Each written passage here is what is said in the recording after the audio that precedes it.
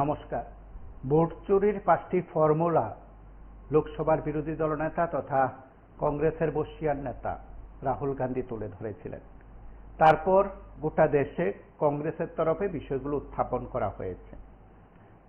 এই সময়ের মধ্যে অত্যন্ত গুরুত্বপূর্ণ একটি বিষয় নিয়ে আমরা প্রায় প্রতিদিন আপনাদের প্রত্যেককে নিয়ে আলোচনা করি, আর সেই আলোচনার প্রেক্ষাপট অবশ্যই এসআইআর। যেহেতু 2028 সালের ত্রিপুরার প্রেক্ষাপটে বিধানসভা নির্বাচন, ঠিক তারপর সেখানে লোকসভা নির্বাচন, তার আগে আরও কয়েকটি রাজ্যের বিধানসভা নির্বাচন অত্যন্ত গুরুত্বপূর্ণ দিক হিসাবে তুলে ধরার চেষ্টা করা হচ্ছে। সেই দিক থেকে বোধহয় এই সময়ের মধ্যে অত্যন্ত আলোচনার গুরুত্ব হিসাবে আমরা যে প্রেক্ষাপটকে আপনাদের সামনে তুলে ধরার চেষ্টা করেছি সেটা বোধহয় খুব গুরুত্বপূর্ণ এবং আলোচনায় বিষয়গুলো স্থান পেয়েছে।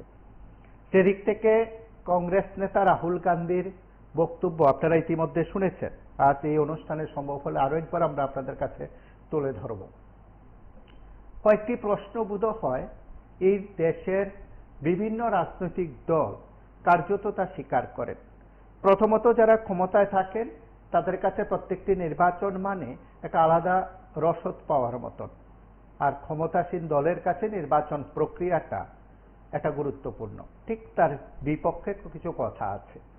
যদি ক্ষমতাসীন দল ক্ষমতাচ্যুত হয় তাহলে তখনও তো তারা নির্বাচন কমিশনের বা সংশ্লিষ্ট নির্বাচন কমিশনের বা দপ্তরের অধীনস্থ নির্বাচনের মাধ্যমে তারা ক্ষমতাচ্যুত হয়েছে, যেমনটা 2018 সালের ক্ষেত্রে ত্রিপুরার প্রেক্ষাপট গুরুত্বপূর্ণ আলোচ্য বিষয়ের মধ্যে রয়েছে। ঠিক তেমনি অন্যান্য রাজ্যের ক্ষেত্রেও রয়েছে, আবার ঠিক 2014 সালে লোকসভা নির্বাচনের কথাটাও রয়েছে। সেদিক থেকে ব্যাখ্যা অনেক রকম ভাবে থাকতে পারে। আজকে যারা ক্ষমতায় আছেন তারা যখন বিরোধী শিবিরে ছিলেন তারাও কোনো না কোনো ভাবে প্রত্যেকটি নির্বাচনের পর কিছু প্রশ্ন কিছু বিষয় উত্থাপন করেছে। আমরা জাতীয় রাজনীতির প্রেক্ষাপটে বরাবরই আলোচনা করি এবং রাজ্যের প্রেক্ষাপটকে আমরা একটু অন্যভাবে গুরুত্ব দেওয়ার চেষ্টা করি। আজ জাতীয় স্তরে কংগ্রেস নেতৃত্ব তাদের নিজের মতন করে বিষয়গুলোকে উত্থাপন করেছে। বলতে পারেন দিল্লিতে উত্তাল হলো রাজনীতি, বলতে পারেন দেশের রাজধানীতে কংগ্রেস সহ বিভিন্ন দল বা ইন্ডিয়া জোটে সেখানে যে টিম রয়েছে সেই টিমের আন্দোলনকে জোরালো করা হয়েছে। রাহুল গান্ধী প্রিয়াঙ্কা গান্ধীদের সেখানে গ্রেপ্তার করে নিয়ে যাওয়া, আন্দোলনকে কার্যত দমন করা বা আন্দোলনকে সেখানে প্রশমিত করার চেষ্টা করা, সেগুলো প্রশাসনিক দিক থেকে বরাবরই হয়ে থাকে, এবারও তার ব্যতিক্রম নয়। শুধু এই কয়েকটি কথার ক্ষেত্রে বিষয়টি খুব জোরালো করা হচ্ছে এমন নয়। প্রত্যেকটি নির্বাচন বা তারপর বা আগে অনেকগুলো প্রশ্ন থাকে, অনেকগুলো বিষয় থাকে। আজকের যে আন্দোলন, আজকের যে প্রেক্ষাপট, যে বিষয় জাতীয় স্তরে যথেষ্ট গুরুত্বপূর্ণ ছিল, এবং যথেষ্ট গুরুত্বপূর্ণ ছিল এ কারণে যে এই বিষয়গুলো কয়েকদিন আগে সাংবাদিক সম্মেলনে তুলে ধরেছিলেন রাহুল গান্ধী।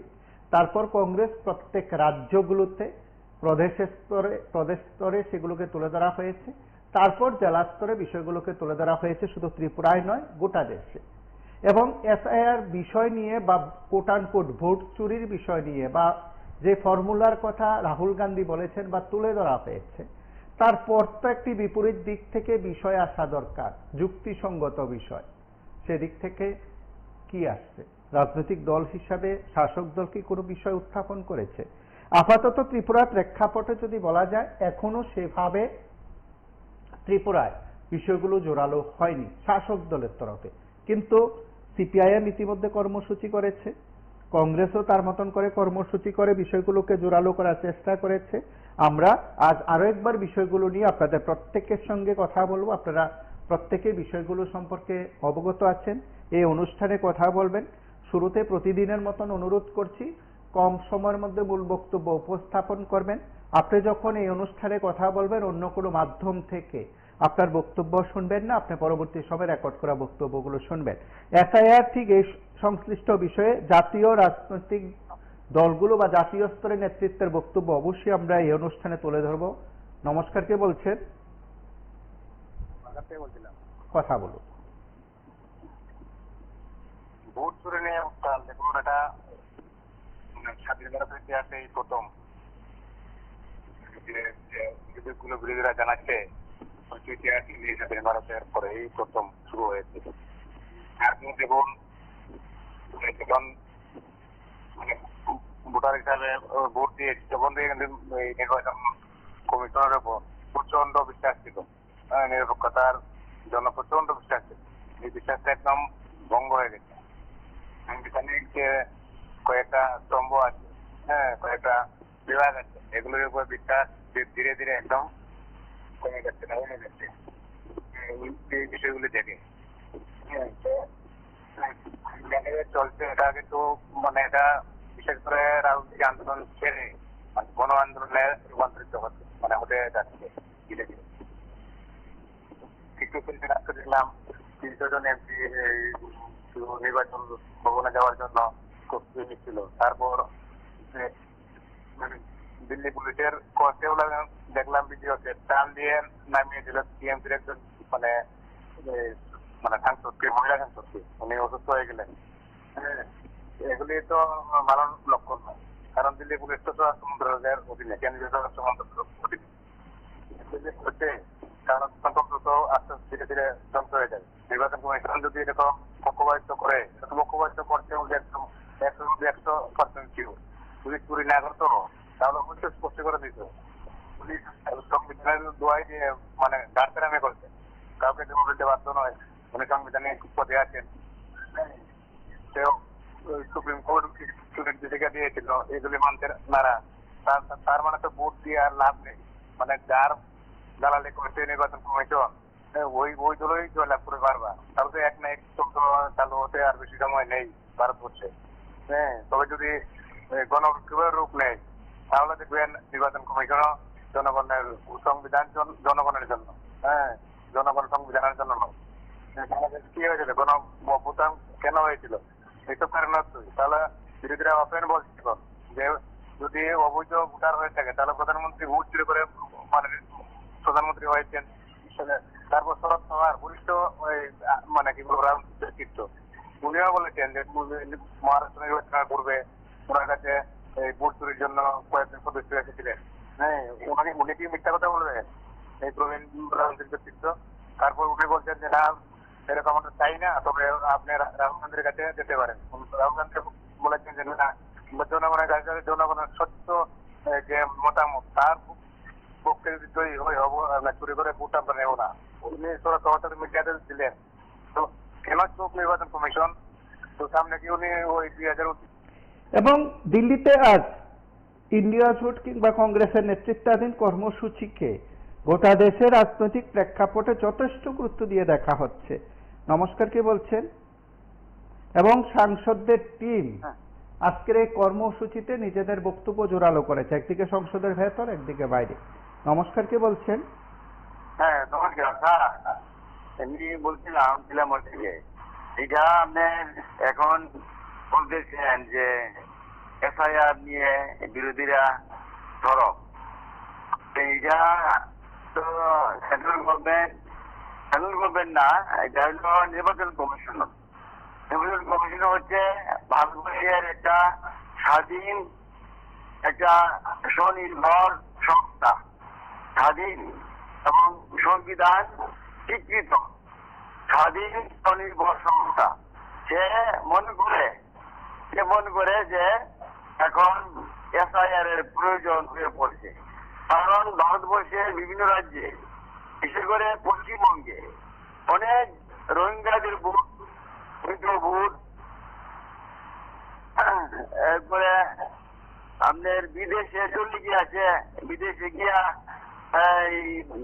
নাগরিকত্ব পেয়েছে কিন্তু ভোটার নাম এখানে রয়ে গেছে। বিভিন্ন রাজ্যে অন্য রাজ্যে আছে কিন্তু নাম এখানে রয়ে গেছে, কাটা হয় নাই। এইভাবে প্রায় 1 কোটির মতন একটা রাজ্যে ভুয়ো ভোটার, শুধু পশ্চিমবঙ্গের জন্য একটা রাজ্যের জন্য 1 কোটি মাত্র ভুয়ো ভোটার ঢুকে রয়েছে নির্বাচন তালিকায়। এইটা অনেক খতিয়ে দেখা গেছে এরকম পাওয়া যাচ্ছে। এলাকার জনগণ বলছে যে না এই লোকটা এখানে নাই।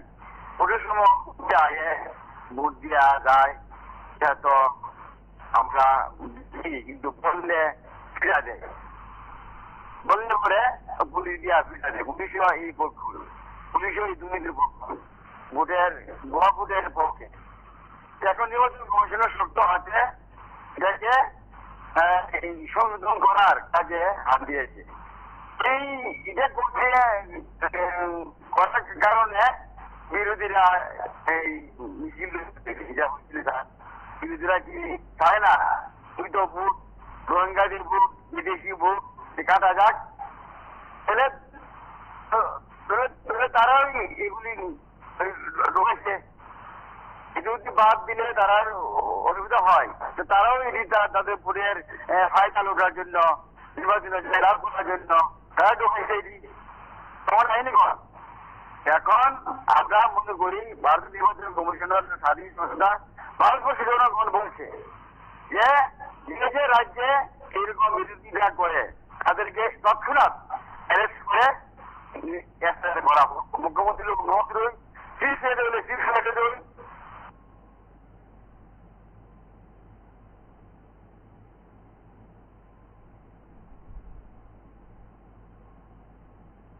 নমস্কার, কে বলছেন? আমি চট্টগ্রাম থেকে বলছি। হ্যাঁ বলুন। দেখুন, ভুটানের সংশোধন তো সবসময় হইতেছে, বিহুলুরা আগে বাড়িয়ে বাড়িয়ে করতে আছে, কেউ মারা গেলে তার নাম কাটতে আছে, কারণ এত বছর ধরে আমরা ইভেন দিয়ে দিচ্ছি। এখন ভারত সরকারের এমন কি প্রয়োজন পড়লো ভুটান রিভিউ করতে হবে, সংশোধন করতে হবে, এত হলাও করে প্রচার করা। আর এই হলাও করে প্রচার করলে পুরো মানুষের বেকার কর্মসংস্থান একটা হলাও করে প্রচার করো, মানুষের স্বাস্থ্য ব্যবস্থাটা ভালো করে প্রচার করো, কিন্তু ভোটার লিস্ট কিভাবে যে গরিব মানুষের হয়রানি করতে হইব। অনেক গরিব মানুষ তারা রাজ্যের বাইরে থাকে, তাহলে ভোটার লিস্ট আমি সংশোধন করতে ভুল পথে এনআরসি, যাতে মানুষের রেশন কার্ড থেকে বাদ যায়, বিভিন্ন বাদ যায়, সেই চিন্তাটা মাননীয় মোদী সরকার শুরু করছে। এবং গণেশ কুমারের গণেশ কুমার তো মোদী সরকারের একটা ডাইনি বাম হাত, যার ফলে নিয়োগ করা হয়েছে যেটা ভারতবর্ষের গণতন্ত্রকে ধ্বংস করছে, সংবিধান ধ্বংস করছে এই মোদী সরকার। আমরা দেখছি আগে যে কোনো দলের ক্ষমতা নিতে প্রধানমন্ত্রী ছিল এবং বিরোধী দলনেতা ছিল, একজন বিচারপতি ছিল সুপ্রিম কোর্টে, নির্বাচন কমিশন কারে করবো তাদের মধ্যে। কিন্তু এই আর কি করলো, প্রধানমন্ত্রী থাকবেন, বিরোধী দলনেতা থাকবে, তাদের মন্ত্রী পরিষদের একজন পূর্ণমন্ত্রী থাকবে। এতে কি হয়েছে, সংখ্যাগরিষ্ঠতা যাতে সরকার পক্ষে যায়। কারণ বিজেপি না হইলে আগামী দিনে ভারতবর্ষে তাদের কোন অস্তিত্ব থাকতো না, যার ফলে নির্বাচন কমিশন দিয়া কিভাবে যে কোন ঘুরপথে ক্ষমতায় আসতে পারে, এই করে ক্ষমতায় আসতে পারতো না। কিন্তু এই নেতারা তা করবো, কিন্তু সাধারণ মানুষ কিন্তু মরবো। ডাক্তার পাওয়া যায় না, হসপিটালে গেলে মন্ত্রী মিনিস্টারের জন্য ডাক্তার, আমরা তো সাধারণ মানুষের জন্য না। আমরা দেখলাম বিশ্ববন্ধু সেন, উনি অসুস্থ হইলে হাবাইনাতে আমরা সমস্ত ডাক্তাররা তাদের পেছনে, আমরা হাবাইনাতে গেলে তো ডাক্তাররা দিচ্ছে না। কিন্তু রেফার করে হয়েছে আজকে ত্রিপুরা স্বাস্থ্য ব্যবস্থা ভালো, বিশ্ববন্ধু সেন কিন্তু কইছিল বিধানসভায়, মাননীয় মুখ্যমন্ত্রী বলছিল বিধানসভা ত্রিপুরা স্বাস্থ্য ব্যবস্থা বহির্রাজ্যে চিকিৎসালয় যাইব। তারা কেন বহির্রাজ্যে যায়? কার পয়সা দিয়ে যায়? তাদের সম্পদ বিক্রি করে যায় না আমাদের ট্যাক্সের টাকা যায়?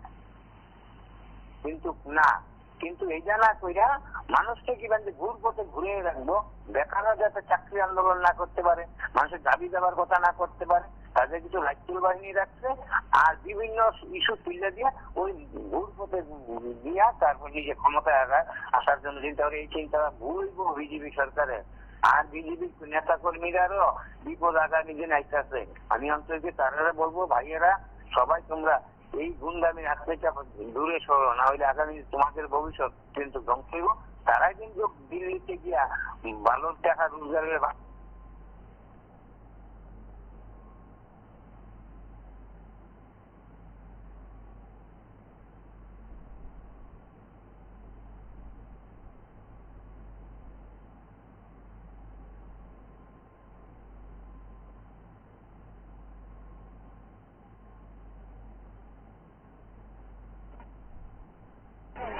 एक्चुअली बात नहीं कर सकते हैं। रियलिटी ये है क्योंकि सच्चाई देश के सामने है और ये जो लड़ाई है ये राजनीतिक नहीं है, ये कॉन्स्टिट्यूशन की लड़ाई है, कॉन्स्टिट्यूशन को बचाने की लड़ाई है, वन मैन वन वोट की लड़ाई है।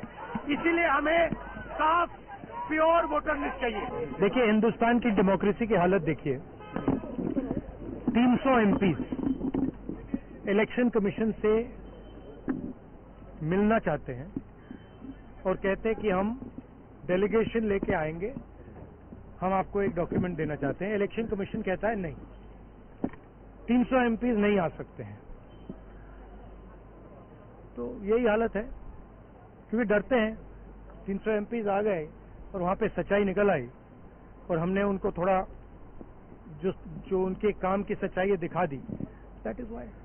लेकिन आपको लगता है कि ये जो लड़ाई है, मैं थोड़ा क्लियरली बोलना चाहता हूं। देखिए अब ये राजनीतिक लड़ाई से आगे निकल गई है, ठीक है। अब ये देश की जो आत्मा है, स्पिरिचुअल देश का जो आत्मा है, उसके लिए लड़ाई हो रही है। कॉन्स्टिट्यूशन की लड़ाई है। One man one vote constitution का फाउंडेशन है। वन मैन वन वोट के बिना कॉन्स्टिट्यूशन का कोई मतलब नहीं है। और हमने क्लियरली दिखाया है कर्नाटक में कि वन मैन वन वोट नहीं है। Multiple man multiple vote, one man multiple vote, सारा कुछ चल रहा है, ठीक है। तो ये अब लड़ाई पूरे की पूरी ऑपोजिशन लड़ रही है और हिंदुस्तान के जो युवा हैं उनको ये बात समझ आ गई है। तो अब इलेक्शन कमीशन को छुपना काफी मुश्किल हो जाएगा। वो आपको कहता है कि आप नोटिस का जवाब आपने नहीं। अरे भाई उन्हीं का डेटा है, वो अपने वेबसाइट से वही डेटा निकाल दें। मेरा डेटा थोड़ी है कि मैं साइन करूं, उनका डेटा है। आप उठाइए अपना डेटा, हमने आपको ही दिया है, आप उसको अपने वेबसाइट में लगा दीजिए, पता लग जाएगा आपको। मतलब डिस्ट्रैक्ट करने का काम है, ठीक है। और एक और बात, आप ये मत सोचिए कि सिर्फ बेंगलोर में हुआ है ये देश में अलग अलग कंस्टिट्यूंसीज में हुआ है और इलेक्शन कमीशन जानता है। इलेक्शन कमीशन जानता है कि वो उसका जो डेटा है वो फटेगा। जो उसको अभी वो कंट्रोल करने की कोशिश कर रहा है, छुपाने की कोशिश कर रहा है, उसको हम निकाल देंगे, ठीक है। और वो फटेगा, वो जानता है। Thank you. एक ही देखिए, जो उन्होंने कहा वो सच है, वही स्टेटमेंट मेरा भी है। देखिए, अगर कोई सरकार ऑफिस तक पहुंचने नहीं देती तो वो सरकार को क्या डर है मुझे मालूम नहीं है, क्योंकि ये तो पीसफुल डेमोन्स्ट्रेशन है और ये वीवीआईपी लोगों का डेमोन्स्ट्रेशन है। इसमें कोई गड़बड़ करने वाले नहीं, इसमें कोई किसी का धक्का मुक्की करने वाले नहीं।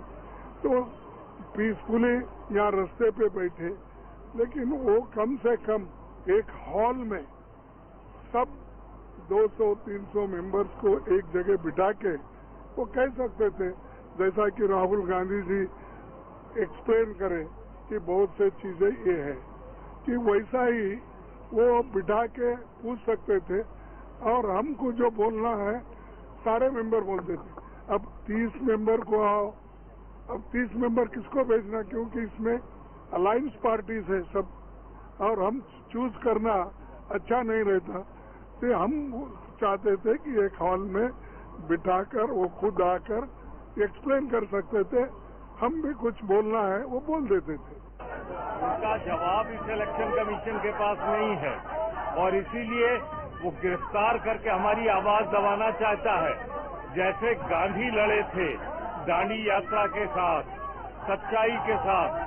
मोदी साहब कायर है, मोदी सरकार कायर है, वोट चोरी बंद करो, बंद करो, बंद करो। वोट चोरी नहीं चलेगी, नहीं चलेगी, नहीं चलेगी। The opposition is not getting an opportunity to talk either on the floor of the house nor on the outside of the house to the Election Commission of India, especially special intensive revision which was happening in Bihar. And when you see, Rahul Gandhi ji also clearly said how the Election Commission has functioned in the Maharashtra and also in the Karnataka in the past.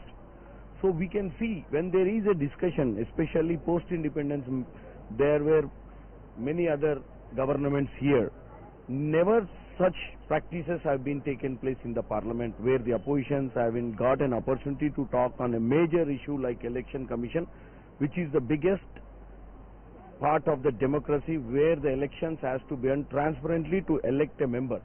So here today we tried to do our protest, we tried to go up to the election commission, but they didn't allow us, they kept us in নমস্কার, the কে বলছেন? parliament police station and they released us and now আমি দাম দিয়েছি হ্যাঁ,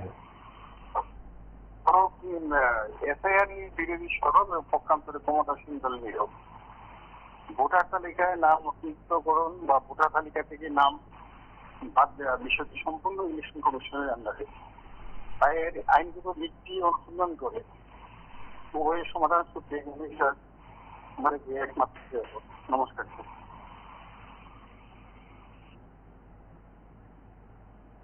আপনারা প্রত্যেকেই জানেন যে কংগ্রেস প্রথম থেকে বিষয়টিকে খুব জোরালো করেছে। এসআইআর ইস্যুতে রাজনৈতিকভাবে গোটা দেশে কংগ্রেসের অবস্থান স্পষ্ট। সিপিআইএম কংগ্রেস তার মতন করে কর্মসূচি সংগঠিত করেছে, সিপিআইএমও সংগঠিত করেছে রাজ্যে, তার আগে পলিট ব্যুরো তাদের মতন করে প্রতিক্রিয়া ব্যক্ত করেছে। সমগ্র দেশেই সেখানে এসআইআর বিরোধিতায় সিপিআইএম কংগ্রেস রয়েছে। ঠিক আজ ইন্ডিয়া জোটের কর্মসূচি, জাতীয় স্তরে এই কর্মসূচির যথেষ্ট গুরুত্ব রয়েছে এবং গোটা দেশে বার্তা ছড়িয়ে দেওয়ার চেষ্টা কংগ্রেস সিপিআইএম করছে। সেদিক থেকে প্রশ্ন যে পাল্টা জবাবে শাসক কি ময়দানে নামবে নাকি কোনোভাবে সে প্রচারকে গুরুত্ব না দিয়ে রাজনৈতিক অবস্থান স্পষ্ট করবে। আমরা আরো কিছু বক্তব্য শুনি। আজ জাতীয় স্তরে এই ইস্যুতে আন্দোলন রীতিমতো দেশের রাজধানী শুধু নয়, তা গোটা দেশে তার প্রভাব ফেলেছে রাজনৈতিকভাবে। ইন্ডিয়া জোট কিংবা কংগ্রেস তার মতন করে প্রচার কর্মসূচিকে জোরালো করার চেষ্টা করছে। সেদিক থেকে জাতীয় স্তরের নেতৃত্বের কিছু বক্তব্য আমরা শুনব।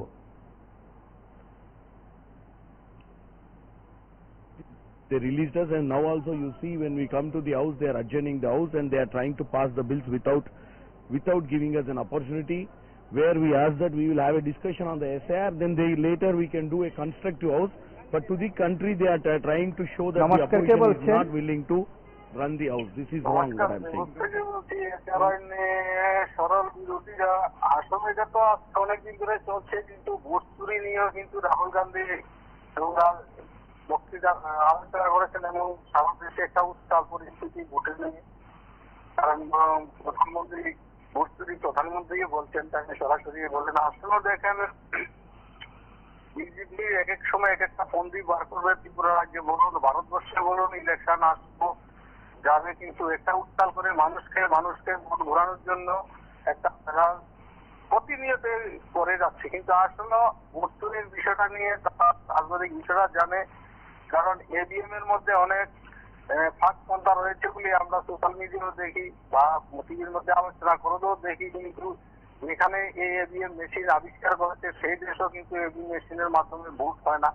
কারণ ভোট এবিএম এর মাধ্যমে যদি ভোট হয় তাহলে এবিএম এর সাথে ভিভিপ্যাট করার কথা, কিন্তু আসলে কতটুকু গণাগণি হয় কিন্তু আমরাও সেটাও বুঝি না।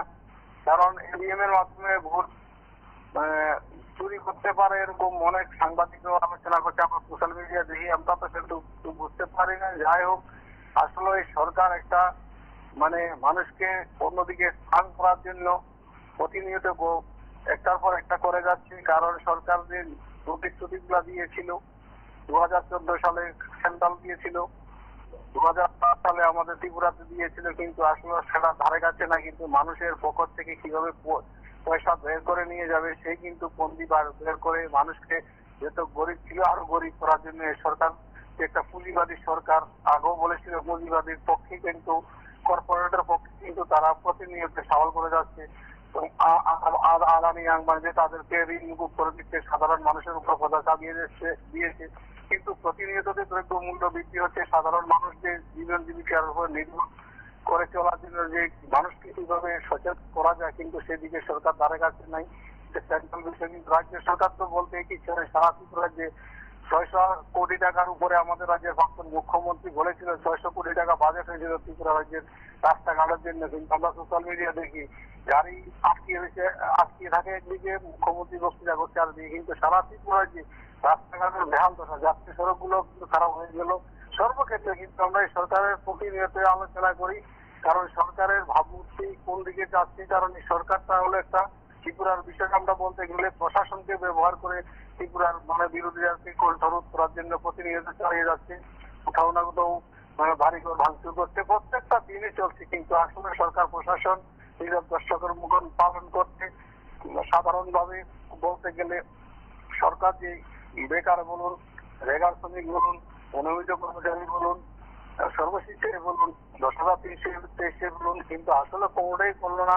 রেগা 340 টাকা করার কথা, সেটাও কোনোটাই করলো না। কিন্তু রাস্তাঘাটে উন্নয়ন করলো না, স্কুলগুলো উন্নয়ন করলো না। মাস্টার নেই, ছাত্র আছে মাস্টার নাই, স্কুল আছে টেবিল চেয়ার নেই। কিন্তু আসলে বিষয়টা এমন জায়গা সরকার নিয়ে যাচ্ছে মানুষকে কণ্ঠরোধ করে।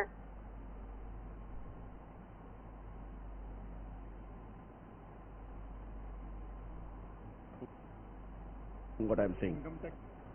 নমস্কার, কে বলছেন? Congress MPs and NDA bloc MPs, along with leader of কথা বলুন। opposition.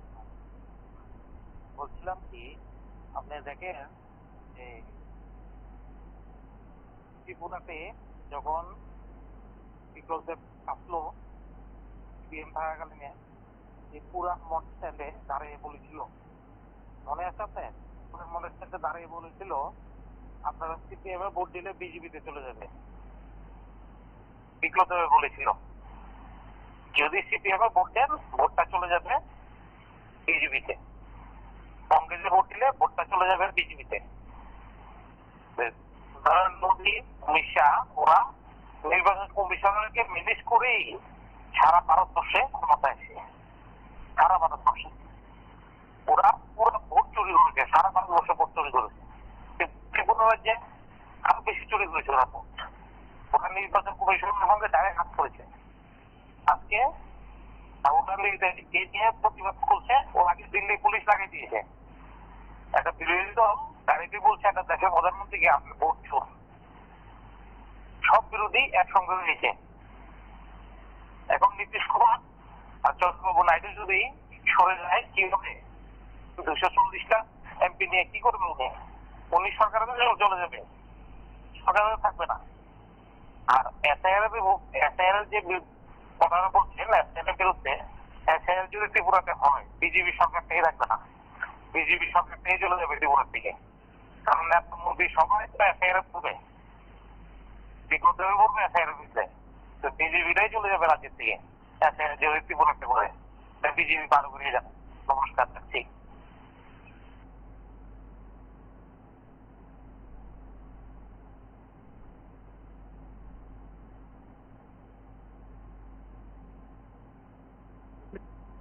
The NDA bloc MPs, along with leader of opposition Rahul Gandhi and Rajya Sabha leader of opposition Mallikarjun Kharge, all Congress MPs and India bloc MPs, all we wanted to meet EC and give representation that this SIR to be stopped in Bihar.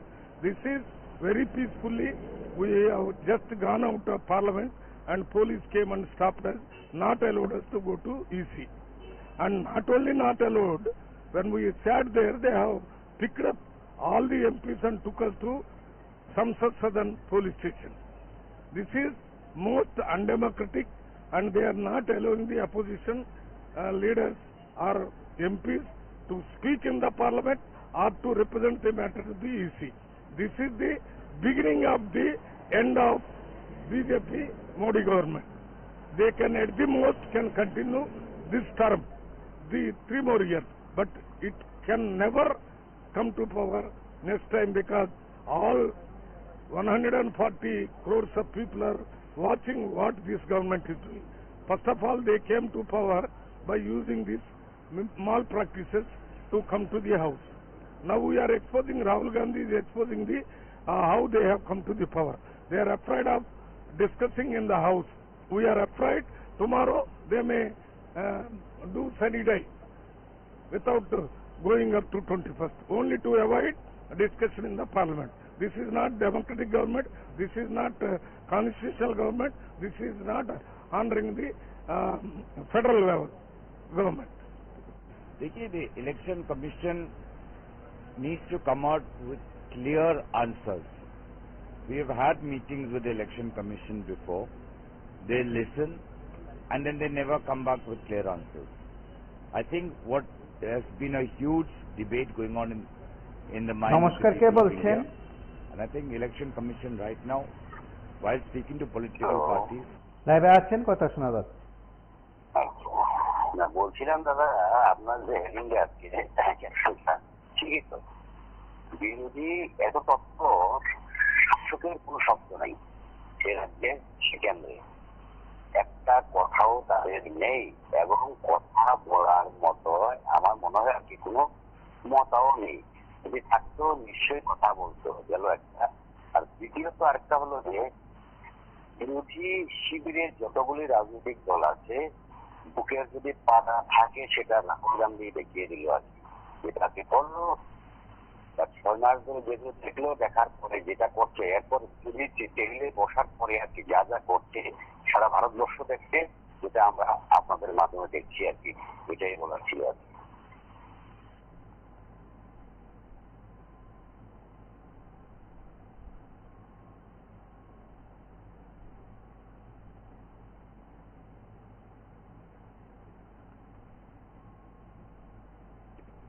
I think Election Commission right now, while speaking to political parties, also needs to clarify and state the facts to the public. You can see most are members of parliament, respected dignitaries from all walks of life.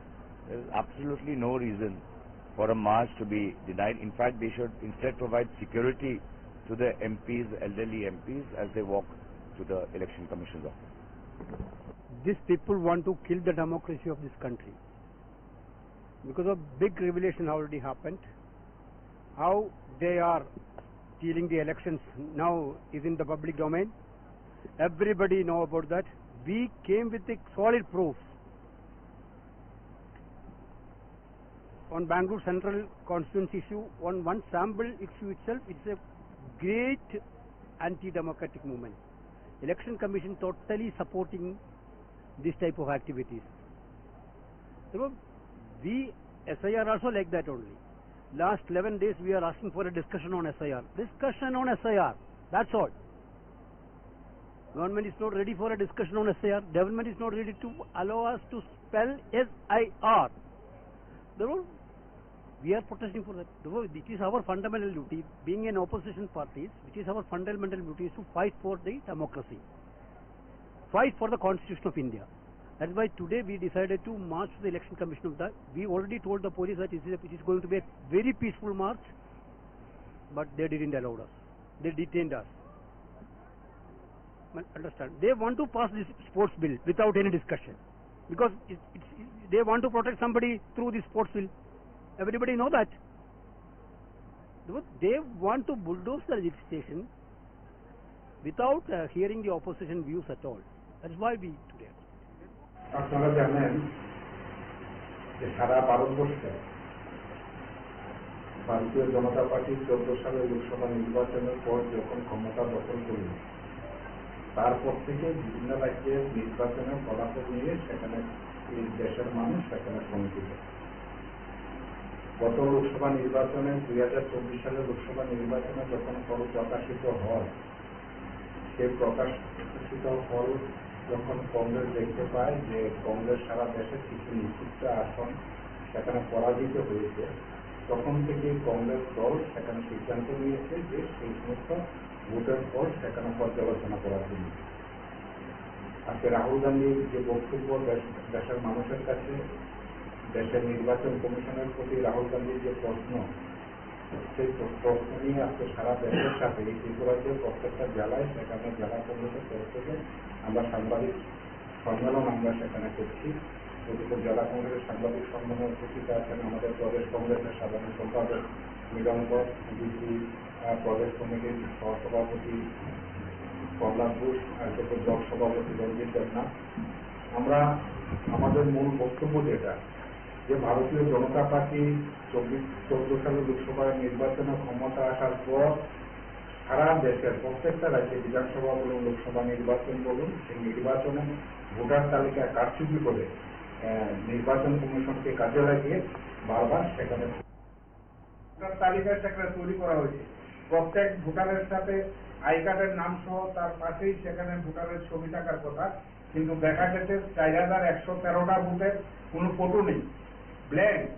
আবার কোথায় কোথায় আছে খুব ছোট করে দেওয়া হয়েছে, ছবি সেখানে চিনা যাচ্ছে না। মিসইউজ ফর্ম 6 নম্বর ফর্ম, অর্থাৎ আপনারা সবাই জানেন যাদের সেখানে 18 বছর পূর্ণ হয়েছে তাদেরকে ভোটার তালিকা অন্তর্ভুক্ত করার জন্য সেখানে নির্বাচন কমিশনের নির্দেশ অনুসারে 6 নম্বর ফর্ম সেখানে ফিল আপ করতে হয়। সেই কনস্টিটিউয়েন্সিতে দেখা গেছে 33,612 জন নতুন ভোটারের জন্য আবেদন করেছেন। তার মধ্যে যে যারা নতুন ভোটার তাদের বয়স কারোর 75, কারোর 76, কারোর 80, সেখানে 80 বছরের সেখানে নতুন ভোটার অর্থাৎ 6 নম্বর ফর্ম সেখানে আবেদন করেছে। সেটাই তো বোঝা যায় 6 নম্বর ফর্মও সেখানে মিসইউজ সেখানে করা হয়েছে। কাজেই এই সমস্ত তথ্য নিয়ে যখন রাহুল গান্ধী যখন সত্যতা প্রকাশ করলেন, নির্বাচন কমিশন তার সঠিক কোনো সেখানে তথ্য সেখানে দিতে পারছেন না। আমাদের কংগ্রেস দল সেখানে বরাবরই বলেছে যে ডিজিটাল ভোটারের ডাটা দেওয়ার জন্য, কিন্তু আমরা দেখলাম যে নির্বাচন কমিশন সেখানে ডিজিটাল ভোটার ডাটা না দিয়ে ফিজিক্যাল ভোটার দিচ্ছে। অর্থাৎ ফিজিক্যাল ভোটার লিস্ট মানে কি, একসাথে সেখানে একটা বিধানসভা কেন্দ্রে 6 লক্ষ ভোটার ধরুন, একসাথে 6 লাখ ভোটারের ডাটা গাইড করে দিচ্ছে। সেটা যদি বিধানসভা ভিত্তিক সেখানে যদি দেওয়া হতো বা নমস্কার, কে বলছেন? তারা অবৈধ। নমস্কার দাদা, আমি সুনীল কুমার দাস বলছি। কথা বলুন। দেখুন, আমরা ভোটার হয়েছি পর থেকেই আমরা এই দেশে আমরা শুধু রেগিং বৈজ্ঞানিক রেগিং, ওই ভোট কম 14 বছর 15 বছর লোকেরা 18 বছর উপরে পূজা ভোটার লিস্টে ভোট দেওয়া, এইগুলি আমরা দেখি। সিপিএমের সময়, কংগ্রেসের সময় দেখছি। কংগ্রেসের সময় তো মানে ভোটই চাইলে সিপিএমের ভোট 15-20টা 30টা একজনের মুখ ধরে ঢুকেছে। এইবার তারা রেগিং বুঝাইছে। রেগিং করাটা মানে কি, এই যে কাজগুলো করলো এইগুলা তো সংবিধান বিরোধী কাজ। সংবিধান বিরোধী কাজ এবং তাহলে কি বলা যায়, যারা সংবিধান নষ্ট করে দেশের নিয়ম কানুনের লঙ্ঘন করে আইতাছে সবগুলি দল এই দেশদ্রোহী বললে দলগুলি রেখুন, অন্যায় বলা হয়। এই যে দেশদ্রোহী কাজ চলছে, মানুষের বঞ্চনা করার লেগে, মানুষের হক অধিকার অনুষ্ঠান করার লেগে, শুধু নেতারা লুটনের লেগে, এটা ভারতবর্ষে কিভাবে বন্ধ করা যায়? কিরকম সরকার হলে এগুলো বন্ধ করবো? এখন ধরে আন্দোলন করবো, বিজেপি হটে দিল, কংগ্রেস এলো, সিপিএম এলো, তারা এত এরকমই করবো নাকি? না ভুল করলাম? এরাই তো করবো। আপনি জানেন সেই পশ্চিমবঙ্গে সুন্দরবনে রেগিং করার মতো সাহস পাইছিল না জ্যোতি বসু সরকার হওয়ার পরে। ওনার সময় এই সুন্দরবনকে তছনছ করে নিল মানুষের নাইরা দুইরা, তারা নৌকা দিয়া নৌকার মধ্যে থেকে ওই নদী নালা থেকে জলাশয় থেকে মাছ ধরে টেরে বিক্রি করতো, একটাও রাখছিল না। মানে লক্ষ লক্ষ মানুষের সর্বনাশ করছিল এদের উপর অত্যাচার করে, শুধু রেগিং এর কারণে। আজকে দেখেন পশ্চিমবঙ্গের ত্রিপুরা রাজ্য সিপিএম এর সময় আমরা দেখছি, আমার নিজের পারিবারিক আশেপাশে দেখছি 14 বছর 13 বছর যা তারা ভোট দেওয়া ভোটার নাম করছে, কিন্তু আজ পর্যন্ত কারো শান্তি করছে যে অফিসাররা এই নামগুলি যে বানাইলো, তারপরে ভোটার লিস্টে নিল, এইগুলো যদি ভবিষ্যতে ইনকোয়ারি করা হয়, আজকেও ইনকোয়ারি করা হয়, তারা কারা কারা ভোট দিয়েছিল সিপিএম এর সময় বা কংগ্রেসের সময়, তারা বয়স কত, এখন তারা বয়স কি পরিস্থিতিটা হইব বলেন তো? এরাই তো করতেছে দেশের শত্রুতা মিটায়। এরা এই পার্টিগুলি দেশদ্রোহী দাদা। ভারতবর্ষটা ভারতের মাধ্যমে আমরা ভারতীয় লোক প্রচুর হত্যা হয়েছে। দেখেন এই গান্ধী হত্যা হইলো, বানিয়া লোক, নেতাজি সুভাষ বসু কায়স্ত গুম করে দিল। যারা তাবড় নেতা ভারতবর্ষে প্রচুর, ক্ষুদিরাম বসু, তারা দেশের থেকে জান দিল, মজা লুটতেছে কারা? এই যে জ্যোতিবাবু দেশ ভাগের তীব্র ইয়ে করছে, পক্ষপাতিত্ব করছে।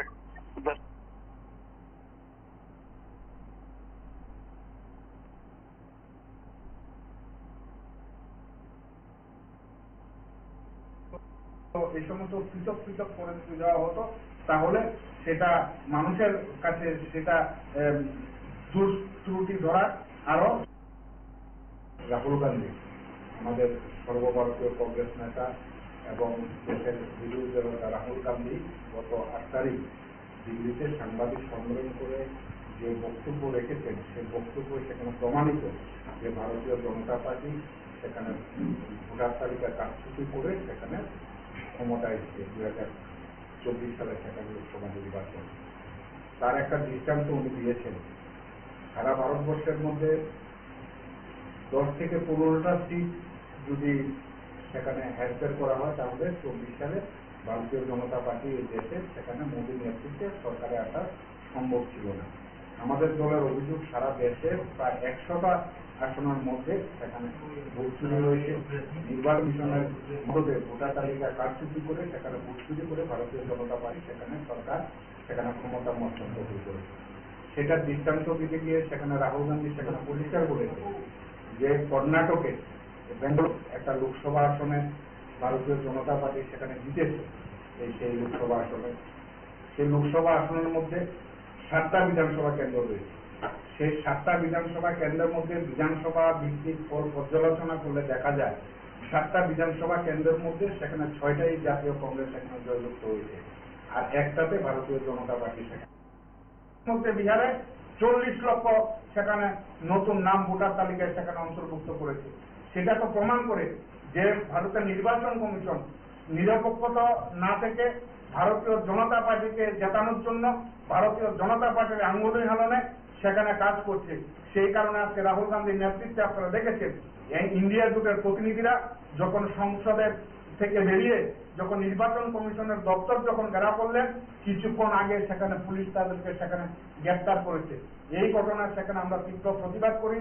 সেখানে আমাদের জননেতা এই দেশের বিরোধী জনতা রাহুল গান্ধীর ওনার যে বক্তব্য সেই বক্তব্য সাংবাদিক বন্ধুদের আমরা সেখানে আমরা স্ক্রিনের মাধ্যমে সেখানে দেখানোর জন্য আমাদের সহকর্মীকে সেখানে অনুরোধ করি। রাহুল গান্ধীর বক্তব্য শুনেছেন, আমাদের বক্তব্য শুনেছেন, কাজেই আমাদের সর্বভারতীয় কংগ্রেস কমিটি এবং ইন্ডিয়া জোট সেখানে সারা দেশে নির্বাচন কমিশনের এই যে অগণতান্ত্রিক এবং বিজেপিকে সুযোগ পাইয়ে দেওয়ার যে এই যে পরিকল্পনা করছে তার বিরুদ্ধে সারা দেশের সাথে আমরা উদয়পুর জেলা কংগ্রেসও আমরা আন্দোলনে নামবো এবং মানুষকে সেখানে বুঝাবো যে নির্বাচন কমিশন কিভাবে প্রহসন পরিণত করে বিজেপিকে এই দেশের ক্ষমতা সেখানে টিকিয়ে রাখার ষড়যন্ত্র করছে তার বিরুদ্ধে মানুষকে ঐক্যবদ্ধ হওয়ার জন্য সেখানে আমরা আহ্বান জানাবো।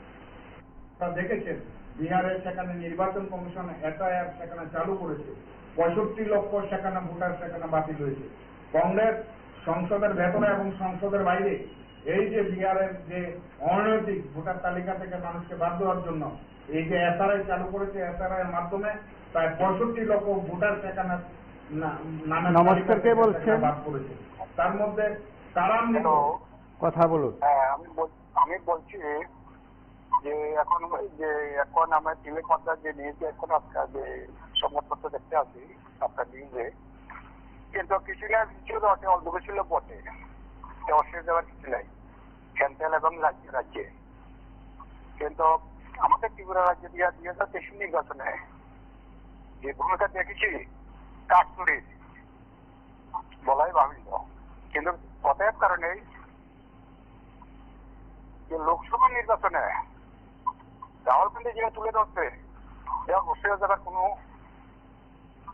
কোনো ইয়ে নাই, বাক্কা নেই।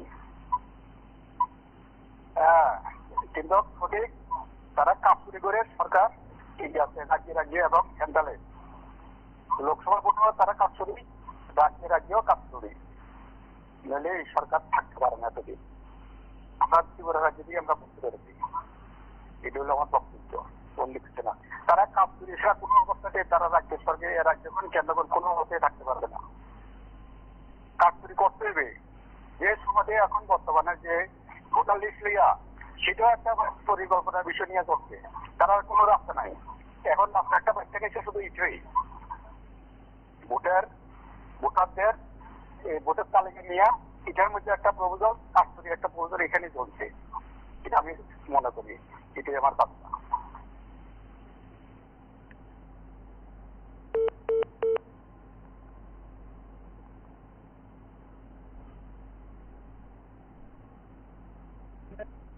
তারান্বিত, তারা এলাকা নেই, তারা সেখানে অবৈধ ভোটার, পৃথকভাবে নির্বাচন কমিশনের তরফ থেকে কোনো তালিকা সেখানে প্রকাশ করা হয়নি। গতকালকে বিহারের প্রাক্তন উপমুখ্যমন্ত্রী তেজস্বী যাদব সাংবাদিক সম্মেলন করে বলেছেন যে বিহারের উপমুখ্যমন্ত্রী বিজয় কুমার সিনহা, উপমুখ্যমন্ত্রী বিহারের, ওনার নাম এই বিহারের দুটা বিধানসভা কেন্দ্রের মধ্যে রয়েছে। এক নম্বরে রয়েছে 164 নম্বর বিধানসভা লক্ষ্মী সারাই এর মধ্যে আছে, এবং দ্বিতীয় নাম আছে 182 নম্বর বঙ্কিপুর। অর্থাৎ দুই জায়গার মধ্যে বিহারের উপমুখ্যমন্ত্রী সেখানে ভোটার তালিকায় সেখানে নাম রয়েছে। এমন অনেক ভোটার রয়েছেন যারা নাম মহারাষ্ট্রে আছে, যাদের নাম উত্তরপ্রদেশ আছে, যাদের নাম সেখানে আপনার কর্ণাটকে আছে। অর্থাৎ এক এক ব্যক্তির সারা দেশের মধ্যে 3-4টা বিধানসভা কেন্দ্রের মধ্যে সেখানে নাম সেখানে পাওয়া গেছে। এই ঘটনা প্রমাণ করে যে 2024 সালের লোকসভা নির্বাচনে ভারতীয় জনতা পার্টি নির্বাচন কমিশনকে কাজে লাগিয়ে সেখানে ক্ষমতা সেখানে দখল করেছে। আপনারা সেখানে মহারাষ্ট্র বিধানসভা নির্বাচনে আপনারা ফলে দেখেছেন যে লোকসভা নির্বাচনে একতরফা সেখানে ইন্ডিয়া জোট সেখানে লোকসভা আসন সেখানে দখল করেছে। তার পরবর্তী 5 মাস পর সেখানে বিধানসভা নির্বাচন হলো, সে নির্বাচনে সেখানে একতরফা সেখানে ভারতীয় জনতা পার্টি অর্থাৎ এনডিএ ফলে দেখা গেছে যে ভারতীয় জনতা পার্টি সেই লোকসভা আসনটা সেখানে জিতেছে। এখন আমাদের মধ্যে সেখানে সংশয়, কংগ্রেসের মধ্যে সংশয় ছিল যে লোকসভা যে পরিধি তার মধ্যে 7টা বিধানসভা কেন্দ্র, 6টায় কংগ্রেস জিতেছে, একটা মাত্র বিজেপি জিতেছে। লোকসভা আসন সেখানে ভারতীয় জনতা পার্টি কি করে জিতে, সেটা কি করে সম্ভব? সেই কারণে সেখানে কংগ্রেস দল রাহুল গান্ধীর নির্দেশে সেখানে লোক পাঠিয়ে সেখানে সেটা তদন্ত হয়েছে বুথ স্তরে গিয়ে, এবং প্রত্যেকটা বিধানসভা গিয়ে বুথ স্তরে গিয়ে একটা বিধানসভা কেন্দ্রে, যে বিধানসভা কেন্দ্রের ভারতীয় জনতা পার্টি অতিরিক্ত সেখানে ভোট পেয়েছে, সেই বিধানসভা কেন্দ্রে পর্যালোচনা করে সেখানে দেখেছেন। আপনারা দেখলেন শুধু জাতীয় স্তরে না, রাজ্যেও কংগ্রেস এই ইস্যুতে সরব।